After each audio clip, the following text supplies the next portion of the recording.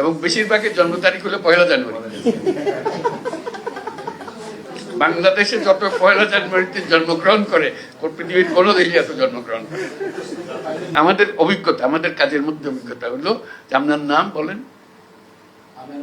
না, আমিনার মা। আমিনার মা তাকে কোনোদিন বলা হয়নি তার নাম কি। অমুকের মেয়ে হয়ে সে জন্মগ্রহণ করেছে, অমুকের ছেলে হয়ে সে জন্মগ্রহণ, অমুকের ছেলে, ওকে অমুকের নাতি। মানুষের এনআইডি নিয়ে জিল্লতি, এটা বিশ্বাসযোগ্য না, এত রকমের জিল্লতি হয়। এখন আমরা বলছি যে সব হাসপাতালগুলোকে এম্পাওয়ার করে দাও এবং বাধ্যতামূলক করো, সন্তান জন্ম হলে তোমাকে এনআইডি সবকিছু রেডি করে দিতে হবে, জন্ম সনদ তাকে ওখানে দিয়ে দিতে হবে, সার্টিফিকেট দিয়ে দিতে হবে, অমুক তারিখে এই হাসপাতালে এটা হয়েছে। দায়ী যারা আছে তাদেরকে বলতে হবে যে তোমাকে এই কাজটা করে দিতে হবে, এটা তোমার বাধ্যতামূলক। তা না হলে ওই 60 বছর বয়সে বলে জিজ্ঞেস করে আমরা জন্ম তারিখ, বলে আমার তো জন্ম তারিখ জানি না, তো দাও একটা বসে দাও, কত বয়স কত 60 70 কিছু একটা হবে। মানুষ নিজের নাম জানে না, এদের নিয়ে আমাদের কাজ করতে, নিজের নাম জানে না।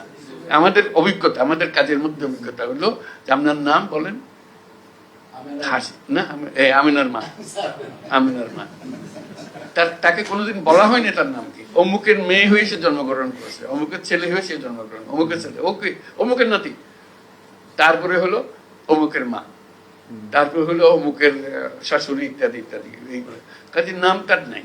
কাজে তাকে নাম দেওয়া, তারিখ স্থাপন করা, আমাদের যত এনআইডি আছে তার মধ্যে 50% হলো যে ভুয়া জন্ম তারিখ, আরো বেশি হতে পারে। আর আমার জন্ম তারিখ তো আমাদের জানা নেই কেউ। এইভাবে আমরা হয়েছে। আমাদের বেশিরভাগ স্কুল কলেজের শিক্ষকদের দায়িত্ব হলো, বিশেষ করে প্রাইমারি স্কুলে ম্যাট্রিক পরীক্ষার সময়, এখন এইচএসসি এসএসসি এগুলো, যে হেডমাস্টার জন্ম তারিখ বসে আছে এবং বেশিরভাগের জন্ম তারিখ হলো 1 জানুয়ারি। বাংলাদেশে যত 1 জানুয়ারিতে জন্মগ্রহণ করে পৃথিবীর কোনো দেশে এত জন্মগ্রহণ করে। দিতে হবে তো, এত 1 জানুয়ারিতে এত তোমরা প্ল্যান করে রাখো 1 জানুয়ারি।